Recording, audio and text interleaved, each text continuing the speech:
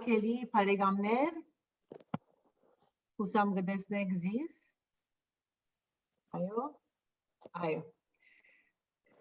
բարի երեկո հարկելի համազգայնականներ, հարկելի բարեկամներ,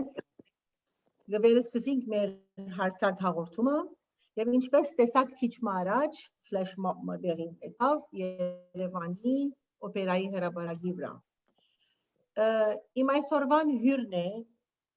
Մարինե Օթարյանը։ Մարինե Օթարյանը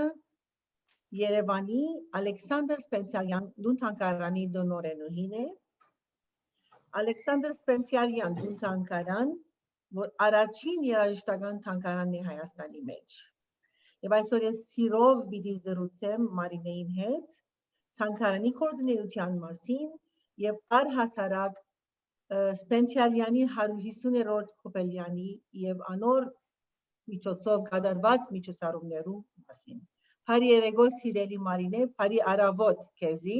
Մարինեն մեզ գավվի Երևան է։ Ինչպես եք։ Այո, բարի երեկո ձեզ և բարի լույս մեզ, հուսամ ինձ լավ լսում եք։ Շատ լավ կլսենք քեզ, շատ լավ։ Եվ թող բարի այսօրվա օրը, շնորհակալ եմ, դուք ինչպես եք։ Շատ լավ և պետք է ասեմ, որ Մարինեն ինձի համար չեմ գնար չսել Մարինեանի, շատ մոդիկ անձնավորություն է,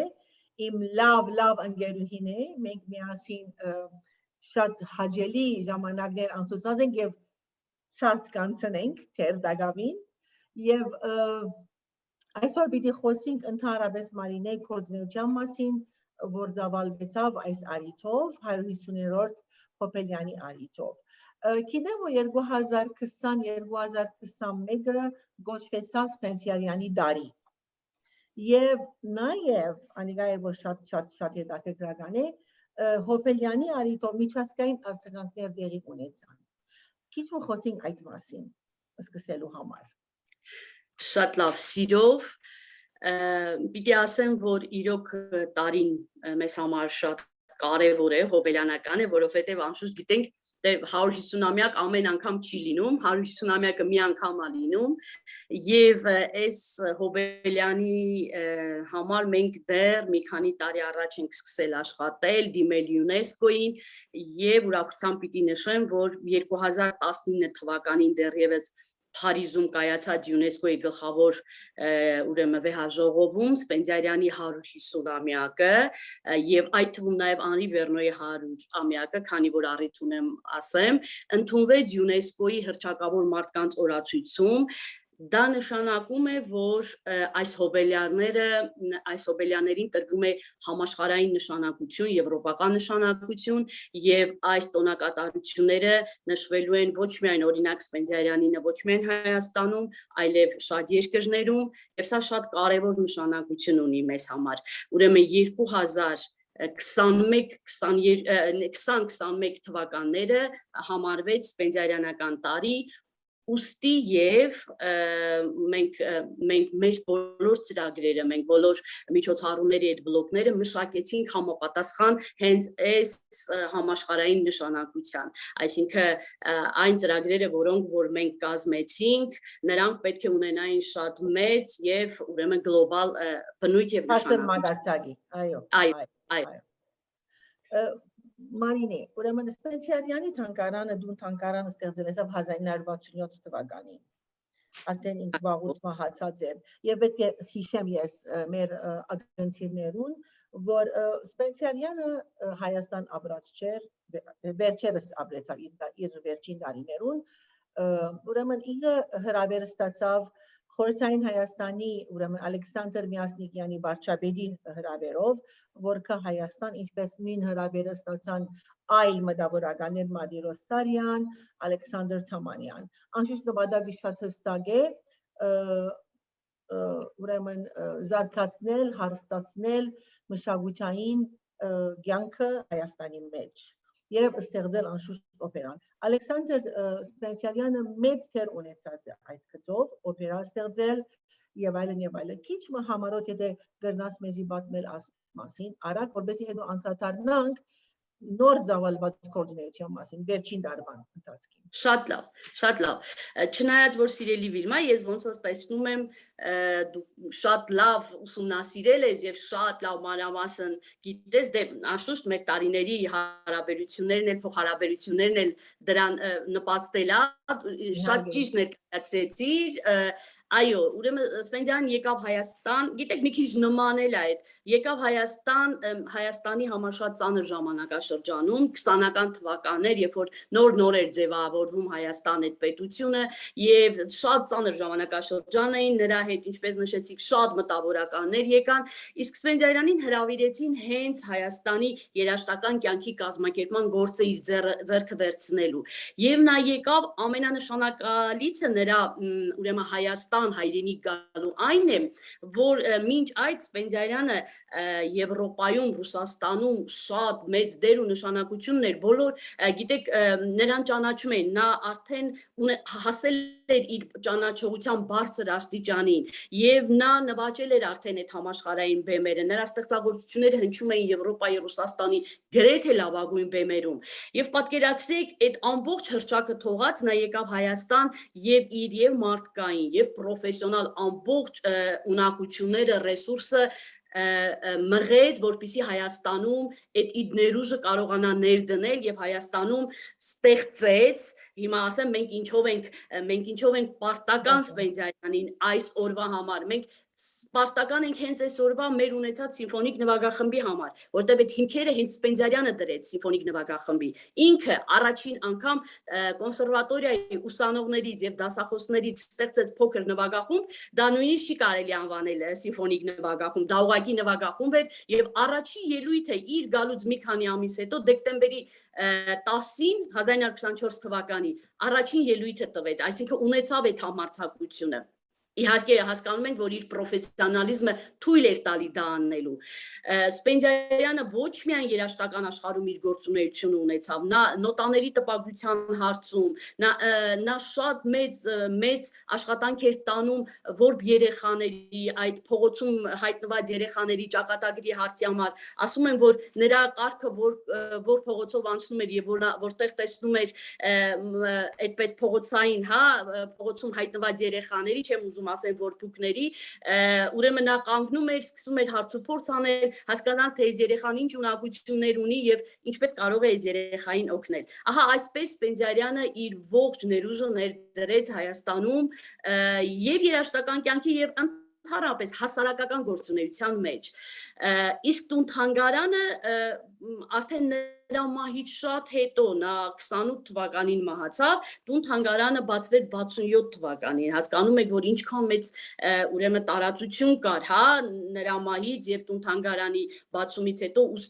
ուստի եւ քանի որ հրամանը եղավ 63 թվականին, 4 տարի հավաքչական աշխատանք կատարվեց, որպեսզի կարողանան 67 թվականին բացել թանգարանը։ Իսկ թանգարանի գոյության համար մենք պարտական ենք նրա դստերը Մարինա Սպենդիարյանին, Սպենդիարովա է գիտենք նրանց ազգանունը, Սպենդիարովային, ով ամեն ինչ արեց եւ աշխարհի բոլոր անկյուններում, որտեղ կար գետ մի մասում Սպենդիարյանից, ինքը հավաքեց եւ ամեն ինչ արեց Հայաստանի իշխանությունների հետ միասին, որպեսզի կարողանա այս թանգարանը ստեղծել։ Այո, փաստորեն Սպենդիարյանը գիտես երաժիշտներ շատ ունին դաղանթավոր ստեղծած են, կոմպոզերած են, երգահաներ են, երաժիշտներ ստեղծագործած են, սակայն Սպենդիարյանը ուղղակի մշակութային կյանքի վերելքին սատարած է,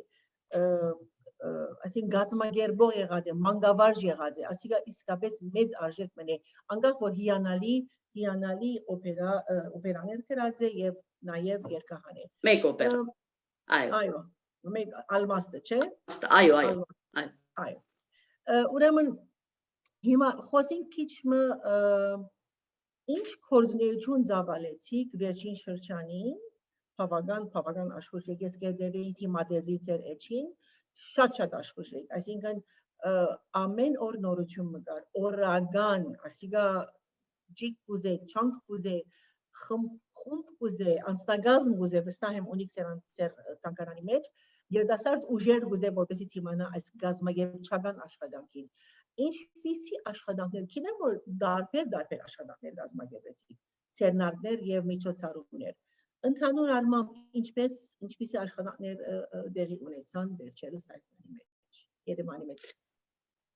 Շատ լավ Իլմա ջան, նախորդ հարցին մի հավելում անեմ, որ բոլորը իմանան, որ համերգային գործունեությունը Հայաստանում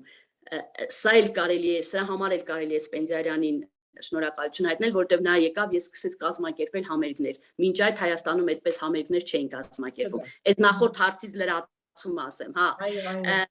Այո, իսկ ինչ վերաբերվում է թանգարանի գործունեությանը, նախ պիտի ասեմ, որ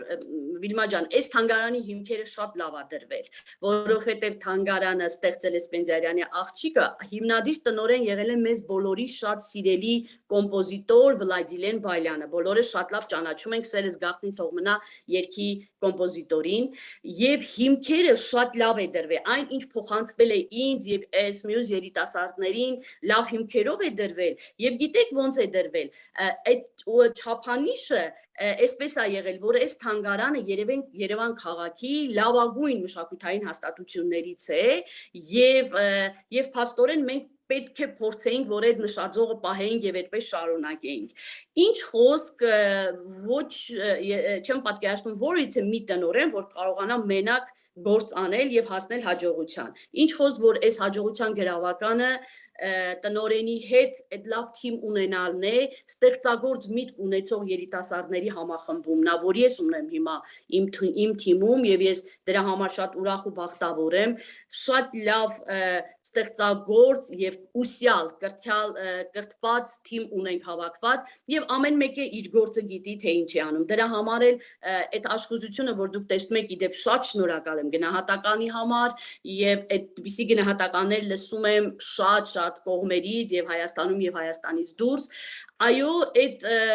այդ լայն գործունեությունը Սպենդիարյանը մեզ տալիս է այդ հնարավորությունը, որ մենք կարողանանք այդ գործունեությունը ծավալենք։ Իհարկե, մի քիչ եթե մտածենք, որ Սպենդիարյանը կոմպոզիտոր, դասական, բոլորը չեն որ հասկանում են այդ երաժշտությունը, այ հենց այդ մեր գործունեությունը ուղղված է դրան, որ մենք կարողանանք Սպենդիարյանին մատչելի դարձնենք բոլորի համար, երեխայից մինչև մեծ, հա, եւ ուստի մշակել ենք շատ տարբեր ծրագրեր, տարբեր ուղղվածություններ ունեցող ծրագրեր, որպեսզի կարողանանք շատ մարդկանց ներգրավենք թանգարանի կյանքի մեջ։ Իսկ համերգային ծրագիրները ինչպես ընթացան, ովքեր էին երաժիշտները, խմբավարը, մեծ համերգ ունեցաք, գիտեմ, վերջերս։ Ի նկատի ունեք 150-ամյակի միջոցառումների։ 150-ամյակի, այո։ Նախապես ասեմ, որ 150-ամյակի, ուրեմն այդ ամբողջ բրենդինգը մենք ստեղծել ենք դեռևս 2020 թվականին Factory Production ընկերության հետ, որ շատ լավ երիտասարդ թիմ էր եւ շատ լավ աշխատեց եւ հիմքում դրեցինք գաղափարը, մենք ինչ ենք ուզում հանրահրճակենք, ինչ ենք ուզում հանրայնացնենք, PR անենք Սպենդիարյանից եւ հետաքրքիրը հիմա բոլորի մոտ հարց է առաջանալու, այդ Սպենդիարյան 150, երբ որ լոգոտիպը կտեսնեք, գրված է, հա, 150 եւ Սպենդիարյան։ Եվ այդ 0-ի վրա 150-ի դուք կտեսնեք կլոր բոժոժներ, հա։ Այդ դրա իդեան, դրա գաղափարը ասեմ ինչու՞մն է։ Մենք գիտենք, որ Սպենդիարյանը 1905 թվականին իր 3 արմավինի ստեղծագործության համար ստեղծեց մի երաժշտական գործիք, ինքը բուբենի նման է, ով գալիս է թանգարան, անշուշտ տեսել է, անշուշտ ինքը նաեւ դրա փոքր տարբերակ ունենք, որ տալիս ենք օգտագործելու, այդ գործիքը ստեղծեց, որպեսզի այդ ստեղծագործության մեջ հնչի եւ իր ուսուցիչը Նիկոլայ Ռիմսկի-Կորսակովը, ռուս մեծ կոմպոզիտոր, համերգի ժամանակ, երբ որ լսեց դրա հնչողությունը, այդ գործիքը անվանեց Սպենդիարոֆոն, այսինքն Սպենդիարյանի անունով այդ Սպենդիարոֆոն, մենակ այո, միակն է եւ մենք դա հիմա ուզեցինք հանրայնացնել, հանրահրճակել այդ 0-ի վրայի բոժոժները այդ Սպենդիարոֆոնի ուրեմն ֆորման է, այդ ենք հանրահրճակում։ Ինչ վերաբերում է սիրելի Վիլմա միջոցառումներին, պիտի ասեմ, որ մի քանի բլոկ է ստեղծված միջոցառումների։ Դա առաջինը համերգայինն է։ Յուրաքանչյուր կոմպոզիտորին ճանաչացնելու համար պետք է իր ստեղծագործությունները հնչեցնես, որ աշխարհում ճանաչեն նրան։ Ուրեմն առաջին բլոկը դա համերգային բլոկն է։ Երկրորդ բլոկը գիտական բլոկն է։ Մենք արդեն մի գիտաժողով ունեցել ենք, երկրորդը կլինի նոյեմբերին, բայց կլինի Հայաստանի ազգային ակադեմիայի արվեստի ինստիտուտի եւ կոմպոզիտորների միության հետ համատեղ միջազգային դա գիտական նստաշրջան կլինի երրորդ բլոկը դա հրատարակչությունն է մի գիրք արդեն հրատարակել ենք երկրորդը պատրաստում ենք ալբոմ ձայնասկավառակով ՅՈՒՆԵՍԿՕ-ի հովանու ներքո ՅՈՒՆԵՍԿՕ-ն այս ծրագրին մեծ նշանակություն տվեց եւ որոշ ֆինանսական միջոցներ տրամադրեց սրա համար չորրորդ բլոկը դա կրթական ծրագիրն է որպեսզի հանկարծ բաց չթողնենք մեր երեխաներին կրթական բլոկում էլ ներառված են մի շարք միջոցառումներ համերգային միջոցառումների մեկնարկը տրվել է Հայաստանի ազգային ֆիլհարմոնիկ նվագախմբի համերգով դիրիժոր Էդուարդ Թոփչյան եւ բավական մեծ հաջողություն ունեցավ այս համերգը որտեղ ներգրաված էին Սպենդիարյանի ստեղծագործությունները արդարության համար պիտի ասեմ դրանից առաջ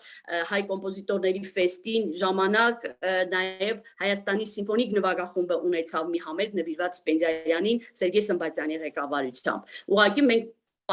պետական միջոցառումների մեկնարկը տվեցինք ֆիլհարմոնիկ նվագախմբի համերգով, հա, եւ բավական մեծ հաջողություն ունեցանք այս համերգի ընթացքում մի երիտասարդ ուրեմն վոկալիստ, երգիչ Նավասարդ Հակոբյան, որը արժանացել էր մրցանակին նախագահի այս տարվա կամ անցած տարվա, ուրեմն նա էլ ելույթ ունեցավ։ Մի խոսքով համերգային ծրագրերը դեռ կշարունակվեն, մի համերգ շուտով մենք պատրաստվում ենք եւ ես կոչ եմ անում այն մեր հայրենակիցներին Լոս Անջելեսից Ամերիկայից եւ աշխարհի բոլոր վայրերից ովքեր որ հիմա Հայաստանում են ուրեմն սեպտեմբերի 5-ին Գյումրիում ուրեմն ձիթողթոն ստան այդ թանգարանների բակում մեծ բացօթյա համերգ է լինելու Սպենդիանի կամերային ստեղծագործությունների դա Սպենդիանի տուն թանգարանն է կազմակերպում Formica Production-ի հետ միասին երեկոյան գիշերով ժամը 8-ին եւ այս համերգին պատկերացնում եք ինչպիսի մարդիկ են մասնակցում ես հիմա մի քանի անուն կտամ Սվետլանա Նավասարդյան դաշնակահար Հայկ Մելիքյան երիտասարդ դաշնակահար գիտենք տաղանդավոր Բարսեղ Թումանյան Մագդա Մկրտչյան Կոմիտաս Քարյակ մեկնարկ ուրեմն տաղանդի զարգացման կենտրոնի մեր տաղանդավոր պատանիները, այսինքն մենք փորձել ենք այս համերգի ընթացքում իրականացնել երաժշտական մշակութային երկխոսությունը, հա, եւ ավագ սերնդի եւ երիտասարդների։ Մի խոսքով ովքեր Հայաստանում կլինեն, մեծ սիրով հրավիրում ենք Այո, սեպտեմբերի 5-ին երեկոյան ժամը 8-ին գան Գյումրի եւ Գյումրիում մասնակից լինեն այս համերգը։ Այս բոլոր այո Գյումրիի մեջ, այո, սկանչելի է։ Մարինե նաև գիտեմ որ ամեն տարի այսպես սովորություն ունի այս թանգարանը եւ շատ կսերեմ այդ սովորությունը քերեզմանը գայցելեք Սպենսիարյանին։ Եվ ինչ դեր ունենան, դե մեկ հատ նկար մգա հիմա գտնալ ունի գտնե Ձաղիկներ գնալիք ձաղեփուչեր գզետեղը քերեզմանին վրա, չէ՞։ Եվ քերեզմանը ճիշտ գողքն է, ուր որ հրաբարակն է օպերայի, ուր որ արձանը կա։ Այո,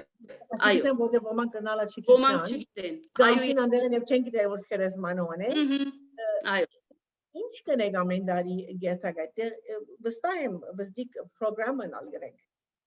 Այո, նախ ասեմ, որ ամեն տարի մայիսի 7-ին կոմպոզիտորի մահվան օրը եւ նոյեմբերի 1-ին այդ հրապարակում միշտ Սպենդիանի տուն թանգարանի, Սպենդիանի անունը կրող երաժշտական դպրոցի եւ օպերա եւ բալետի ազգային ակադեմիական թատրոնի, մենք գիտենք, որ օպերան էլ կոմպոզիտորի անունն է կրում, համատեղ ուրեմն իրականացնում ենք տարբեր տեսակի միջոցառումներ, տարբեր, բայց այս տարի նաև յուրահատուկ էր մայիսի 7-ին կոմպոզիտորի ուրեմն հիշատակի օրը Շիրիմի մոտ մենք անցկացրեցինք վարդատունք, վարդեր տնկեցինք, հիմա կպատմեմ այդ պատմությունը թե որտեղից է գալիս վարդերի պատմությունը եւ այդ վարդատունքին մասնակցեցին մեր անվանի արվեստագետներ մտավորականները Մանսուրյան, Հասմիկ Պապյան, շատ անվանի մարդիկ, որոնք որ յուրաքանչյուրը մեկ թուփ վարդ դրեցին հողի մեջ եւ որպեսի հավերժ այդ վարդերը հիմա մշակում են եւ որպեսի ամեն տարի այդ վարդերը այդպես կանաչ մնան, դալար մնան եւ ծաղիկ տան։ Հիմա ասեմ այդ պատմությունը որտեղից է գալի։ Ասում են որ ականատեսները, երբ որ 1928 թվականին Սպենդիարյանը մահացավ, իսկ մենք գիտենք, որ մի խումբ մտավորականների, այդ թվում նաեւ Թամանյանի առաջարկությամբ Սպենդիարյանի աճյունը ամփոփվեց հենց այժմյան օպերայի բակում, դեռ 28 թվականին օպերա չկար, նախագիծներ եւ փաստորեն գիտեր Թամանյանը, որ այնտեղ պիտի լինի փաստորեն օպերայի շենքը, նախագիծը պատրաստ էր եւ փաստորեն Թամանյանի առաջարկությամբ Սպենդիարյանի աճյունը ամփոփվեց հենց այդտեղ օպերայի հարակից պուրակում եւ ասում են, որ Թամանյանը ինքն էր հոգում իր ընկերոջ Շիրիմի վարդերի դալար մնալուն, ինքն էր այդ վարդերը մտերիմներ էին Թամանյանի, շատ մտերիմներ էին։ Այո, մտերիմ ընկերներ էին, այո։ Եվ մենք ոնց որ վերականգնեցինք այդ լավ ավանդույթը եւ կոմպոզիտորի Շիրիմին վարդատուն կարեցինք։ Բացի դրանից ամեն տարի այդ միջոցառումներին, այդ համակարգային միջոցառումներին եւ բացօթյա համերգներ եւ մասնակցություն Սպենդիարյանի երաժշտական դպրոցի տաղանդավոր երեխաների ուղղակի մեր նպատակը, այդ դուք Վիլմա ջան, մի քիչ առաջ ասեցի, շատերը չգիտեն, որ Սպենդիարյանը ոչ թե Պանթեոնում է թաղված, այլ հենց օպերայի բակում, եւ Հայաստանում սա միակ նախադեպերից է։ Եվ դրա համար մենք ուզում ենք, որ մարդկանց ուշադրությունը հրավիրենք, որ այստեղ հենց Իրանունը կրող օպերայի ազգային ակադեմիական թատրոնի հարակից պուրակում, որը շատ տեսանելի չէ, դրա համար մարդիկ շատ չգիտեն, հենց աջ թևի վրա, որ դեմքով կանգնում ենք դեպի օպերան, աջ թևի վրա, ուրեմն այնտեղ ամփոփվում է կոմպոզիտորի աճյունը, կոմպոզիտորի գերեզմանն է։ Այո, բայց շատ հետաքրքրական սովորություն է ասել, իսկապես։ Շատ չեմ հանդիպած այսպիսի նախացույցներ, որ ամեն տարի հաջողակի գտնվի եւ բանի պես, ես բարեկարգի պես նշելու իր հարկակի դուր կդալու։ Ասել շատ կարևոր երևույթներ է։ Իսկ Մարինե, ինչ միջոցներ կստեղծեք, որպեսզի հիմա գիտեք ժամանակը փոխված է, տարը փոխված է, օրինակ Ուիլյամ Սարոյանի թանգարանը ամբողջությամբ digitalized է, գիտես, ժամանակները փոխված են, անշուշտ թանգարանը իր մեծ արժեք ունի, նույնիսկ եթե թեղնած թուղթերն եւ այն կապ չունի, բայց նաեւ ժամանակի հետ կապ պահելու համար ինչպիսի նորարարություններ գրծածեք բերել թանգարանի մեջ, որպեսզի ուշադրությունը գրավի այցելուներուն։ Վիլմա ջան, իրավացիից եւ աշխարհում ընդհանրապես փոխված է թանգարանների գործունեությունը, ավելի բացված է, որովհետեւ եկել է մի սերունդ, որը թվային սերունդ են անվանում այս սերնդին։ Եվ այս սերունդը շատ է ուզում, որ իր հարցի պատասխանը տեղում վրա ստանա, շատ արագ ստանա, տեղի վրա ստանա։ Եվ եթե մենք մնանք նույն տեղում ու այս իրենց հետ առաջ չգնանք, մենք վաղը մյուս օրը այցելու չենք ունենալու, մենք կորցնելու ենք մեր թանգարանի այցելուներին։ Եվ ուստի մենք 2012 թվականին հիմնանորոգում անցանք, նորոգվեց ամբողջությամբ պետական միջոցներով թանգարանը, նոր ցուցադրություն ունեցանք, բավական գրավիչ ցուցադրություն է, եւ բարեբախտաբար ես մինչեւ այդ վերանորոգումը 2007-8 թվականներին էր, որ վերապատրաստման գնացի Բոստոն USAID ծրագրով եւ այնտեղ շատ այո, ծրագրեր մենք հանդիպեցինք այնտեղ իհարկե, սիրելի ընկերուհիս,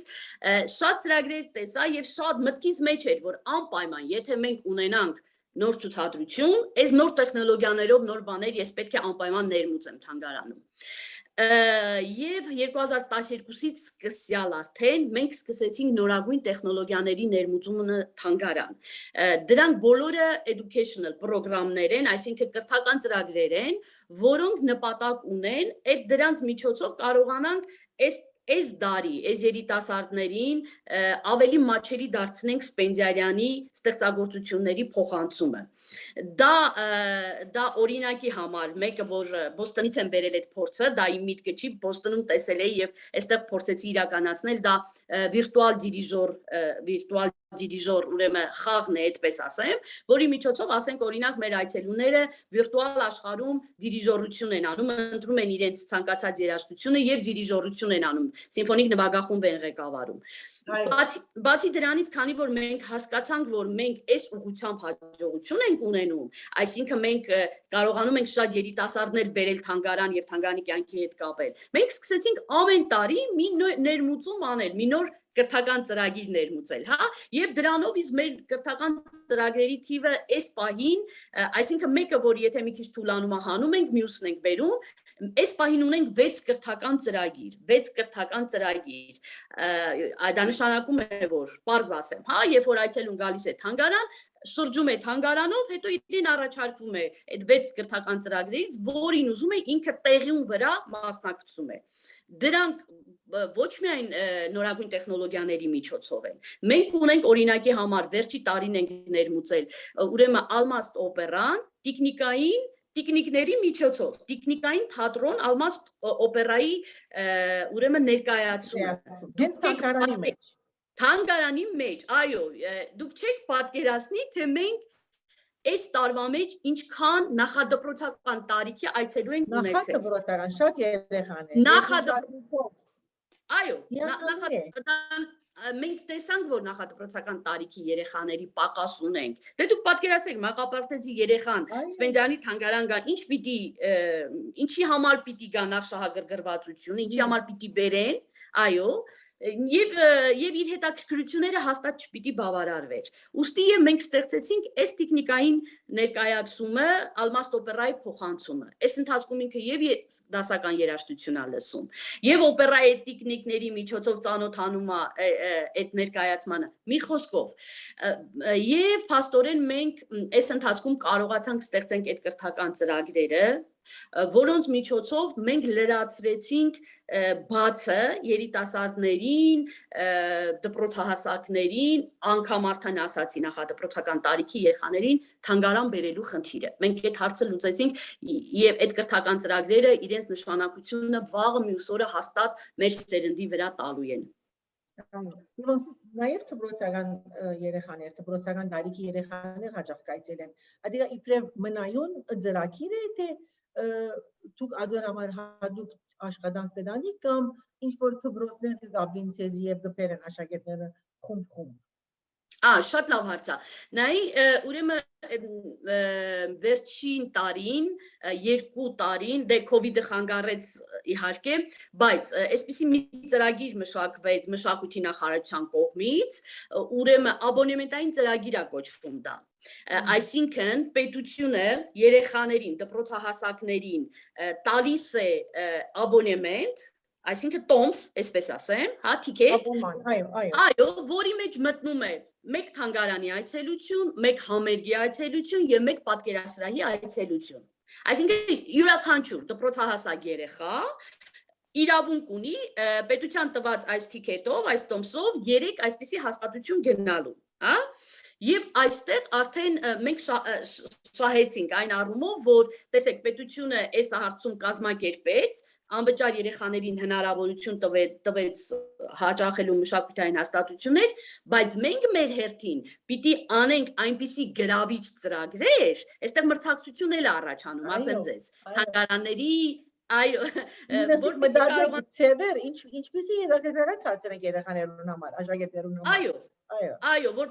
որ այս ծրագրով իրենք մեզ մոտ գան, հա, գան եւ մենք էլ այս հարցում մենք էլ շահած ենք լինում, որովհետեւ երբ որ նրանք այդ տոմսերով գալիս են թանգարան, վերջնահաշվարկում պետությունը մեզ կոմպենսացնում, այսինքն պետությունը մեզ վճարում է այդ տոմսերի գումարը։ Բայց բացի սրանից, բացի այս գլոբալ ծրագրից, որ այսինքն հասկանում ենք, որ պետական մակարդակով է արվում, մենք ինքներս շատ մեծ կապ եւ այսպես բան ենք հաստատում բոլոր դպրոցների հետ, մեր ծրագրերը կրթական ներկայացնում ենք եւ այդ կրթական ծրագրերը որ դպրոցներին որ հետաքրքրում է, մենք սկսում ենք ընկերություն անել իրենց հետ, այսպես ասեմ։ Եվ ամեն տարի տարվա վերջում ունենք մի շատ լավ արարողություն, կոչվում է տարվա մրցանակաբաշխություն։ Ուրեմն տարվա լավագույն ուսուցիչը, տարվա լավագույն աշակերտը, տարվա լավագույն պրոյեկտը, սրանց բոլորին մենք քաջալերում ենք տարվա վերջում եւ կարծում եմ, որ այս շատ լավ ավանդույթ է թանգարանի եւ իր արդյունքները թանգարանի եւ դպրոցների կապի համար եւ մենք փաստորեն սրա արդյունքը ունենում ենք։ բացարիք աշխատանք է աս։ Իսկապես երեխաներու վրա աշխատելը եւ անոնց հետ աշխատելը, անոնց սորվեցնելը, անոնց մշակելը, գիտեք, դասական երաժշտության սքանչելի երևույթ է իսկապես։ Իսկ Մարինե շատ հաջող հանդիպած եմ նաեւ բադանիներու բաներ գադարումներ, համերգներ, ձեր թանգարանի ներքևի փոքրիկ տադերասրահի մեջ։ Շատ հանդիպած եմ երեխաներ Թավչուտակ նվագած են, չուտագի համերգներ, ադիգա ինչպես կդասավորեք այդ համերգները։ Ահա, սա քանի որ մեր թանգարանը փոքր է եւ մենք մի փոքր սրահ ունենք, Վիլմա ջան, եւ ինչ մտածեցինք, դե ուրիշ մշակութային հաստատություններ մեծ բեմեր ունեն, դահլիճներ ունեն եւ իրանք կարողանում են մեծ համերգներ անել։ Մենք մի հատ ֆորմա մտածեցինք համերգային, դա փոքրիկ կամերային հանդիպումներն է եւ ինչ ենք անում եւ այն տաղանդավոր երեխաներին, որոնց այլ տեղերում ասենք ելույթ ունենալու հնարավորությունը շատ չի, ունենում են, բայց շատ չի, մենք որոշեցինք իրենց հարթակ տրամադրել եւ այդպես կոչվում է մեկ օր Սպենդիարյանի ներողություն, Սպենդիարյանի տուն թանգարանի հետ։ Այսպես մի հատ ծրագիր մշակեցինք եւ երկրորդ ծրագիրը շատ ավելի փոքրիկների, սա պատանիների համար եւ ավելի փոքրիկների համար կոչվում է վարպետ փոքրիկներ, այսպես է իր վերնագիրը, վարպետ փոքրիկներ, այսինքն այն երեխեքը, որոնք շատ տաղանդավոր են, երաժշտական դպրոցներ են, արվեստի դպրոցներ են հաճախում, իրենց համերգներն են կազմակերպում թանգարանում։ Եվ դուք չեք պատկերացնի, թե ինչ ոգևորություն է, թե ինչպիսի ջերմությամբ անցնում այդ համերգները, թե այդ երեխեքին այդ փոքր համերգը, որին երևի ինչ ասեմ, 30-ից 40 մարդ է մասնակցում, որովհետեւ մեր տարածքը դրանից ավել ոնց որ չի տեղավորում, տեղը այդքան է փոքր է, ինչպիսի ոգևորություն ա լինում եւ ինչպիսի ստիմուլ ա լինում այդ երեխեքի համար իրանց հետագա գործունեությունը ուրեմն շարունակելու։ Սրանք նաեւ նպաստում են թանգարանի երաժշտական կյանքի ակտիվացմանը։ Ոչ միայն մեր ապագա հայտնի երաժիշտներ, որ հիմա փոքր են, որ հետո պետք է դառնան մեր հայտնիները, այ իրանց կապը թանգարանի հետ ստեղծելն է։ Ես վստահ եմ, որ նրանցից շատերը վաղը մյուս օրը դառնալու են տենց հայտնի երաժիշտներ ու իրանք հաստատ հիշելու են, ասելու են, որ այ մենք Սպենդիարյանի ուրեմն տուն թանգարանի դահլիճում մենահամերգ ենք ունեցել։ Ոչ միայն այդ կապն է կարևոր, այլ նաև մեր թանգարանի երաժշտական կյանքն է ակտիվանում դրանով։ Շատ կարևոր է որ երեխայի հոգի մեջ այդ հետքը մնա, այդ հիշադակները մնան, ինչպես որ եւ որ մեծնա հիշե որ ես սքանչելի օրը անցուցած եմ թանգարանի մեջ Սպենդիարյանի եւ շատ կարևոր է մշակել նույնիսկ եթե այդ երեխան երաժիշտ պիտի չդառնա ապակային, նույնիսկ եթե հավանաբար computer engineer պիտի դառնա, օրը պիտի հիշե որ ինքը as երաժշտական թանգարանի մեջ սքանչելի ելույթ ունեցած է, ժողովուրդ եկած է, քաչալերած է եւ ինքը խանդավառված է այդ մտոնորդով։ Շատ կարևոր է որ մշակվի իրենց հոգին, որտեղ երաժշտությունը վերջի գազնվածն է հոգին, չէ՞։ Ինչ է երաժշտությունը։ Այո, շատ իրավացի ես, ինչ սիրուն բան ասեցիր Վիլմա ջան, հոգին, իրոք այդպես է լինում, որովհետև այդ համերգների մասնակից մարդիկ նույնիսկ այնպես է լինում, որ համերգը ավարտված է լինում, չեն ուզում գնան, ուզում են շփվեն իրար հետ, ծանոթանում են, եւ ի վերջո գիտեք ինչ, այդ երեխային են ճանաչում, ճանաչողությունն է մեծանում, շատ կարևոր բան է ու ճիշտ բան է, որ այն երեխան, որ երաժշտության մեջ է, վստահաբար վաղը մյուս օրը ինքը վատ արարքի ընդունակ չի։ Երաժշտության մեջ եղող երեխան, մարդը ընդհանրապես վատ արարքի ընդունակ չի։ Այո։ Մարինե, գիշես միասին էինք մեզի թանգարաններ դարիր, այնադեն քանի մը թանգարաններ այցելեցիր, դարձել 2017-ի ամառներ, եւ ես քեզի հարց մտվի, ասի որ Մարինե ջան, ինչու թանգարանները այսքան աժան են Երևանի մեջ։ Գիտեմ պատասխանի հարգե ինձ եսի որովհետեւ մատչելի է բոլորին։ Հիմա քանի է ձեր թանգարանի մուտքը, ուզեմ գիտնալ մեր հետևորդները։ Հիմա մի քիչ թանկացել է Վիլմա ջան, այն թվականից հիմա մի քիչ թանկացել է։ Այն ադեն ես հիշում եմ 300 դրամ էր բոլորի մուտքը եւ քո հարցը շատ լավ հիշում եմ։ Իհարկե, երկրի սոցիալական վիճակը պետք է հաշվի առնել, բոլոր մարդիկ չեն որ ունեն այդ հնարավորությունը թանգարան գնալու, բայց հիմա մեզ մոտ ավակների, այսինքն մեծ տարիքի հասուն մարդկանց համար 700 դրամ է մուտքը, իսկ երեխաների համար անփոփոխ է 300 դրամ, ուսանողների համար 300 դրամ, այսինքն ձեր հաշվարկով նույնիսկ $1 չի գալիս, 700 դրամը գրեթե $1.5 հավանաբար, այո, $1.5, այո, իսկ 300 դրամը հավանաբար 50 cent, 55 cent։ այո, Եվ այս սղության մեջ թանգարաններու մուտքերու այս քիները, դոմսերու քիները չփոխվեցան։ Դե սղությունը Երևանի մեջ հիմա ավելի սղություն է այո, հիմա չեն փոխվել թանգարանների մուտքերը։ Իհարկե, այս վճարի մեջ սա մուտքի վճարն է, սրա մեջ չի մտնում բացատրողի, շրջայց կազմակերպողի վճարը, որը մեզ մոտ դա էլ այդքան մեծ գումար չի, 2000 դրամ է ամբողջ խմբի համար, եւ նայեք, այո, նույնիսկ մենք ասում ենք այսպես շատ էժանա, եւ ես կողմնակից եմ, որ ամեն ինչ պիտի վճարովի լինի, որ մեր վաղվա քաղաքացին պիտի հասկանա, որ մեր մշակութային արժեքը իրենից բանա ներկայացնում, այսինքն ինքը պիտի վճարի դրա համար, որ առնչվի այդ մշակութային արժեքների, ազգի հարստությունն է, ադիա պետք է որ վճարի, որպեսզի թանգարանն իմանա քոյադեվե եւ փառքավազի թանգարանը։ Այլապես առանց նյութական օգնության ինչպես պիտի փառքավազի։ Գիտեմ իրավիճակի մշակույթի նախարարությունը եւ այլն, բայց բոլոր ամենը հարուստ երկրներում մեջ մարին է, նորեն վճարողն է որ նաեւ գբահե այդ թանգարանը։ Ես այդպես կգործեմ։ Այո, լրիվ իրավացի ես, բացի դրանից, Վիրման ջան, նայեք, այս վերջի տարիները մանավանդ մեզ տարան նրան, որ հասկանանք, որ պետությունը ի վիճակի չէ այդքան, այս տարիների ընթացքում պետությունը իր վրա շատ մեծ բեռ ա վերցրել։ Եվ մենք երբ որ սկսեցինք գործել տարբեր գործիքակազմերով, այդ ասում եմ, չէ, կրթական ծրագրեր եւ այլ, այսինքն մի քիչ բացվեց այդ կարծրատիպը այդ թանգարանի ստատիկ լինելու, մի քիչ այդ գործունեությունը բացվեց, հասկացանք, որ ինչու ոչ թանգարանն էլ կարող է ոչ այնքան, որ ինքը կարողանա իրան պահել, պարզավոր, այդպես չի կարա լինի,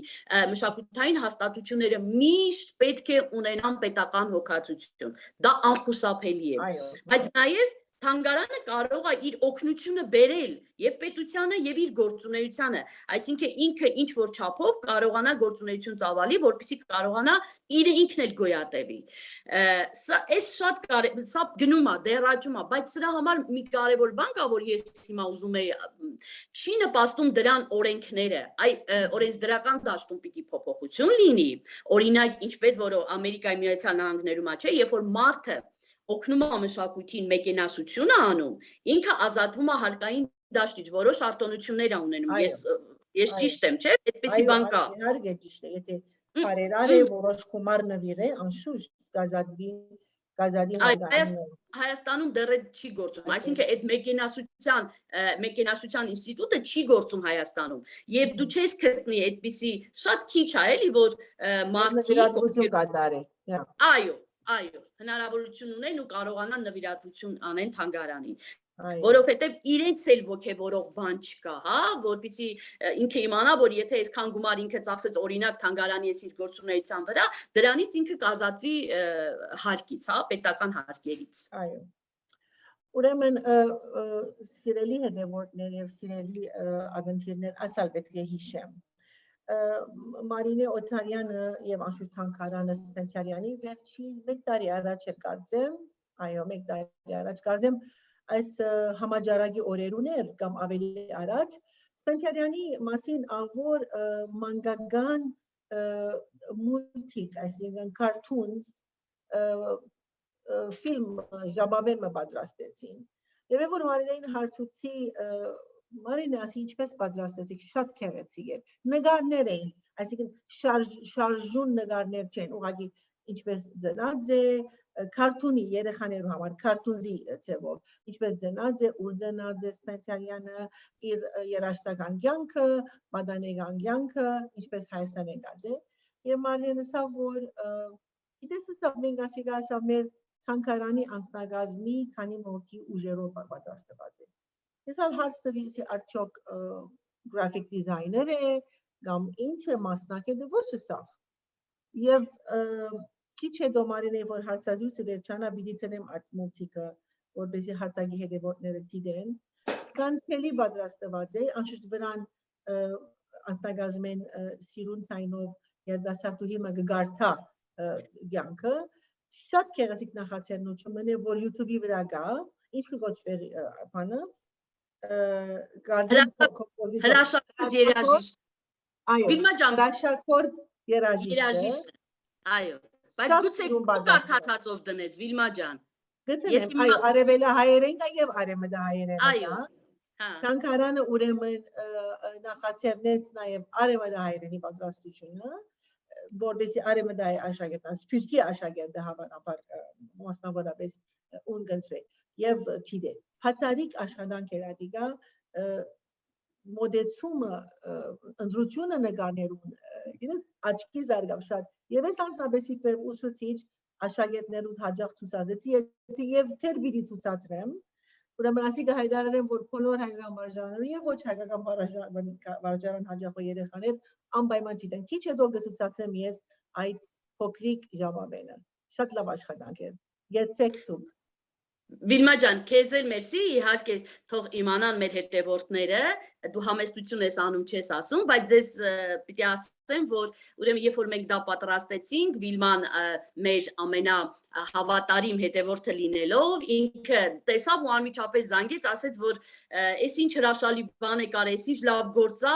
գուցե սա հենց արևմտահայ եւ իր առաջարկությունն էր, որ հենց արևմտահայերենով էլ անենք, եւ ասեց ես էլ պատրաստակամ եմ, որ ես կկարդամ։ Եվ անմիջապես տեքստերը ուղարկեցինք, ինքը կարդար, ձայնագրվեց, հետ ուղարկեց Հայաստան, մենք դրեցինք ուրեմն այդ տեսաշարի տակ, այնպես որ համագործակցությունը, մեր համագործակցությունը իր ապտուղները, իր արդյունքները տվեց, հիմա դա YouTube-ում դրված է եւ բոլոր այն, ինչպես որ Վիլման նշեց, բոլոր այն ուսուցիչները, որոնք շահագրգռված են, որ իրենց երեխաներին, իրենց աշակերտներին ներողություն, ուրեմն փոխանցեն Սպենդիարյանի կյանքը, շատ մատչելի է, շատ հետաքրքիր եւ շատ մատչելի, կարող են օգտվել եւ դա ցուցադրել, այո։ Իսկ ինչ վերաբերվում է, որ դա արեց մեր թիմը, Վիլման ասաց, իրոք մի բան ասեմ, Վիլմա ջան, երևի այդտեղ էլ նույն բանը կատարվեց այս COVID-ի պայմաններում, ոնց որ թե մենք սկսեցինք մեր մեջից բացահայտել այն ունակությունները, որոնք մինչև այդ չէինք բացահայտել։ Այսինքն մենք սկսեցինք պրպտել ինչ որ ճանապարհներ, ինչ կարող ենք, այդ on-line հարթակը բոլորիս համար նորություն էր։ Այսինքն մենք չգիտեինք թե դրանից ընդհանրապես ինչպես պետք է օգտվենք եւ մենք սկսեցինք ամեն մեկը իր մեջ իր ունեցած ռեսուրսը սկսեց դուրս անել եւ պարզվեց որ օրինակ մեր աշխատակիցների պարագայում շատերը այնպիսի լավ տաղանդներ ու ունակություններ ունեն եւ որը վկայում է օրինակ հենց այդ մուլտֆիլմը որը մեր Ինեսա Խաչատրյանը արեց եւ ձայնագրությունն էլ ինքը արեց եւ այդ տեսաշարերը պատրաստեց մեր Տաթևիկի հետ միասին ու իսկ տեքստը գրեց մեր Կուրսավար Մարիամը, մի խոսքով այնպես ստացվեց, որ բոլորի ուժերով մի արտակարգ արդյունք ստացանք։ Հրաշագործ երաժիշտը Հերու գաբուդակ ծովու ափին փոքրիկ եւ արևոտ քաղաք մգար։ Այդ քաղաքին անունն էր Կախովկա։ Այստեղ գաբրեին դարբեր ասկեր, նաեւ հայեր։ Ահա այդպիսի հայկական ընտանիքի մեջ հայրենիք են հերու Ձնավ աբակա մեծ երաժիշտը Ալեքսանդր Սպենդիարյանը։ Հայրը Աֆանասին քեղեցկաթեմ սև մազերով եւ մորուքով հաղթանդամ բահանջկոտ, բայց նաեւ շատ բարի մարդ էր։ Մայրը Նատալիան ուներ խարդյաշ մազեր, բաց քույնի աչքեր, շատ մեղմ փնավորություն եւ երաժշտական դաղանդ։ Անշատ հրաշալի տաշնամուր գնվակ էր եւ քաղցր ցայնով գերքեր տարբեր ազգերու մեղեթիներ։ Աֆանասին եւ Նատալիան ունեին 5 զավակներ, 2 որդի եւ 3 դուստր։ Ալեքսանդրը անոնց երկրորդ զավակն էր, որուն փաղաքշական ցևով գանվանեին Սաշա։ Անգսիրեր նկարել քունավոր մադիտներով, կարող էր մեդաքսե թուղթե գենտանիներու գերբարներ պատրաստել, քորքին նստած անգլսեր մայրիկին երկնու նվակը եւ փոքրիկ մադիկներով ցերկերում մեջ ձալելով թուղթը կգազմեր կենթանիներու դարբեր գերբարներ։ Անշուշտ ամենեն ավելի Սաշային գրաված էր երաժշտական աշխարհը։ Ան գմոդենար տաշնամուրին կգանքներ փարցի վրա, կցկվեր թևի վեր եւ կփորձեր նվակել ու ինչ որ մեղեթիներ ստանալ։ Երբ արդեն 9 տարեկան էր, իրեն համար տաշնամուրի ուսուցիչ հրավիրեցին։ Սակայն ան այդքան էլ չսիրեց տաշնամուր նվակել։ Իսկ 13 տարեկանին Սաշային կյանքի մեջ հայտնվեցավ եւս հրաշալի երաժշտական գործիքը Չութագը։ Եվ ահա Չութագը Ալեքսանդրին սրդին մոտիկ ու անպայժան ընկերը եղավ։ Սաշան դբրոց կհաջախեր ավակ եղբորը հետ։ Գերքեր դբրոցական երգչախումբ են, ինչպես նաև եկեղեցին երգչախումբ են։ Երկու եղբայրները գսիրեին միասին տարբեր խաղեր խաղալ, երգել ու նվագել։ Իթեպ եղբայրն ալ հիանալի թավ Չութակ կնվագեր։ Ալեքսանդրը շատ կցանգար աբակային անպայման մեծ երաժիշտ դառնալ։ Ջամփորդել երաժշտական անձայր աշխարհները, բացահայտել նոր հնչյուններ ստեղծելու քաղաքնիկը եւ այս բոլորը կախարտական փայտիկի միջոցով խմբելու վարպետությունը։ Սաշան 16 տարեկան էր, երբ ավարտեց դպրոցը։ Ժամանակը եկած էր արդեն, որ ուսաներ ավելի մեծ եւ լուրջ ուսումնական հաստատության մեջ։ Ան ընդունվեցավ Մոսկվայի համալսարանի իրավաբանական դպրոցը։ Բայց եկուրտես, որ երաժշտության հանդեպ իր սերը շատ ավելի մեծ էր եւ ուժեղ։ Ալեքսանդրը գնվակեր շնորհալի ուսանողները կազմված նվագախումբին մեջ։ Ան Չութագահար էր։ Իհարկե, արդեն սկսած էր գրել փոքր ու մեծ երաժշտական գործեր եւ գուզեր բարձել արդյոք գրնար դառնալ երաժշտության մոլորակի բադվավոր բնագիչ։ Իսկ այդ մոլորակին մեջ բադվավոր բնագիչներ գտարնային միայն հատուկ տաղանդ ունեցող մարդիկ, իսկ լավագույն բնագիչները գտարնային անմահ, ինչպես օրինակ Մոցարտը, Բեթհովենը, Բախը եւ ուրիշներ։ Երբ ահավասիկ գեղեցիկ օրմը երիտասարդ Ալեքսանդրը իր հորինած երաժշտությունը ցույց տվավ հմուտ վարպետիմը, երաժշտության հրաշագործիմը։ Ան երկար ու սպիտակ մորուքով Փարի գաբույտ աչքերով մարդ մներ։ Անունը Նիկոլա Ռիմսկի-Կորսակով։ Վարպետը քովեց Ալեքսանդրին դաղանտը եւ համաձայնեցավ անոր ուսուցիչը դառնալ։ 4 տարի շարունակ այս հայտնի եւ աշխարհահռչակ ռուս երգահանի օգնությամբ մեր երիտասարդը ամփոփչությամբ դիրաբետեց երաժշտության քաղաքնիկներուն։ Գամած Սպենսիարյանը մտավ հրաշագործ կոմպոզիտորի շարքերը։ Ան արդեն երաժշտության մոլորակի բնագիչ էր, բայց քիչ ինձ մինակ կսկար այդ մոլորակին մեջ։ Կարծես իր կյանքի մեջ փան մը կբաքսեր։ Եվ ահավասիկ օրը Ալեքսանդրը հանդիպեցավ շատ գեղեցիկ աղջիկամը, Վարվարա անունով։ Անոնք սիրահարվեցան եւ ապա ամուսնացան։ Այս գեղեցիկ զույգին Ալեքսանդրին հարուստ հայրիկը շատ շքեղ նվեր մտավ, թղիագի նման առանձնադունմը, ուր դարիներ առաջ կապրեր թակուհիմը։ Հրաշագործ կոմպոզիտորը եւ անոր գինը ունեցան 6 զավակներ, 2 որդի եւ 4 դուստր։ Սպենսիարյանը շատ կսիրեր խաղալ փոքրիկներուն հետ, հեքիաթներ պատմել, մանավանդ վագրերու մասին։ Երեխաներն ալ մեծ ուշադրությամբ կլսեին զինք, իսկ հեքիաթի վերջավորության հայրիկը գհամբուրեր անոնց փոքրիկ ականջները։ Սպենսիարյանը, բացի այս քեղեցիկ ու ընդարձակ բալադեն, ուրիշ ամառնային տուն մնալ ուներ, մեծ այգիով եւ ծովուն մոտ։ Դանդերը հաջախ իր հյուրերը գտաներ այգի, ապա ծովավ թիդելու մայրամուդի արտացոլումը ծովուն մեջ։ Սպենսիարյանի երազանքը իրականացավ, դարձավ հայտնի երգահան, կոմպոզիտոր։ Ան այլևս կարող էր դարբեր երաժշտական գործիքներու հնչյուններու միջոցով կախարդական մեղեթիներ ստեղծել եւ հրամցնել ունգընտիրներուն։ Լսողներն ալ շատ կսիրեին Սպենսիարյան երաժշտությունը, կքովեին եւ կսպասեին իր նոր գործերուն։ Արդեն աշխարհը հայտնի երգահանին Սպենսիարյանին գճանչնար, որպես փոքրամարմին, կարճահասակ, քիչ մը ջաղատ, բաց քույնի աչքերով, ակնոցավոր մարդ, որ հաջող կշրջեր ցերնապայդով։ Ան շատ բարի էր, գփորձեր օգնել բոլորին, նույնիսկ իրենց տան սպասավորներուն։ Շատ օդար ընկերներ ուներ, բայց միշտ կցանգար իդ Հայաստան գալ ու ապրիլ այնտեղ։ Չէ որ ինքը հայ էր եւ իր հայրենիքը Հայաստանն էր։ Եվ այսպես գեղեցիկ օրը կոմպոզիտորը իր երկու աղջիկներուն հետ նստեցավ նավ, որբեսի գդրե եւ անցնի ծովը։ Հետո ճանապարհը շարունակեց շոկեգանքով։ Եվ երբ Բադուհանեն տեսավ Արարատ լերը,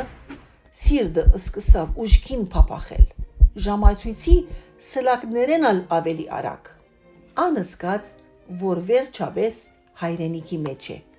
իր հարազատ տան մեջ։ Սպենսիարյանը շատ սիրեց Երևանը, ծաղկաբադ այգիները, մարդկանց հյուրընկալությունը եւ հայրենի չերմ մթնոլորտը։ Հիմա արդեն ինքը, որպես վարպետ հրաշագործ, սկսավ երիտասարդներուն սորվեցնել երաժշտական աշխարհի քաղաքները։ Ան փոքրիկ նվագախումբ ստեղծեց։ Շուտով այս նվագախումբը համերգ ունեցավ եւ ունգընթիրներուն զարմացուց գեղեցիկ եղանակներով։ Սպենսիարյանը քրեթե ամեն օր գզբոսներ Երևանի փողոցներեն։ Գլսեր երաժիշտները, որոնք ամեն անգին հոգեթով մեղեթիներ կնվագեին։ Իրեն համար հատկապես շատ հաճելի էր լսել գույր սրընկահարին նվագը։ Անհավաքեց իր լսած մեղեթիները ու ստեղծեց շատ գեղեցիկ եւ հայտնի ստեղծագործություն, որ գոչեց Երևանյան էտյուդներ։ Սպենսիարյանի մտերիմ ընկերներն էր հայ գրող Հովհաննես Թումանյանը։ Թումանյանը մարդկանց հրաշալի պատմություններ կպատմեր խոսքերու օգնությամբ։ Իսկ Սպենսիարյանը հնչյուններու։ Եվ ահավասիկ օրը անոնք որոշեցին միասին կորձը ստեղծել եւ նվիրել մարդկանց։ Սպենսիարյանը ընդրեց Թումանյանի բոյեմներեն մեկը Թմփուկ Փերթի մասին եւ քրեց իր հայտնի օպերան։ Այսպես ծնունդ արավ Ալմաստ օպերան։ Այս օպերայով ալփացվեցավ մեր օպերային թատրոնը։ Իսկ գիտեք, որ թատրոնը կգոչվի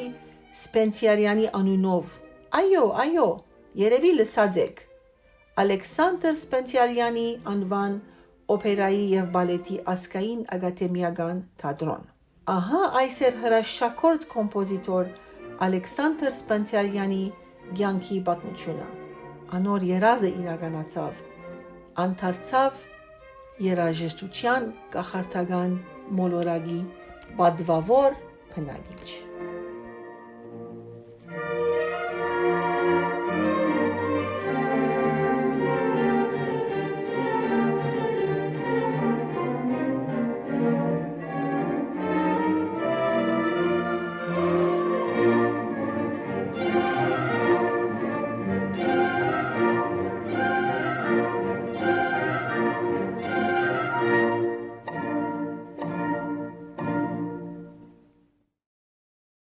Ես կասկած չունիմ, որ ձեր թանգարանի անձնագազմը նորանոր հիանալի խաղապարներ պիտի հղացումներ պիտի ունենա եւ պիտի ցուցադրե եւ պիտի աշխատանք տանի այդ ուղղությամբ։ Երբեք կասկած չունիմ, եւ որ անձնագազմը լավ է, համադեղ գործակցություն կա, շատ կարեւոր է ադիգա, իսկապես հրաշքներ տեղի ունենան։ Շնորհակալ։ Իսկ վերջին բանալ հայտարարենք Մարինե,